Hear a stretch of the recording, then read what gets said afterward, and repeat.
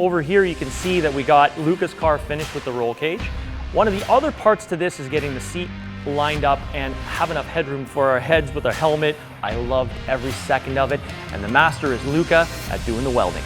The roll cage is done in the first car. It's a full 8-point spec cage for anywhere we can imagine we're gonna go racing. It's built out of 4130 chromoly and has been fully detempered with heat after the welding process. The second car is making good progress. We got the main hoop bent up on the tube bender. Elvis has been busy prepping the chassis and building the rocker boxes to get all the measurements ready for the rest of the cage. Step by step, day by day, we're getting closer. I can taste it. I can sense that engine turning. Please stay tuned for the next episode.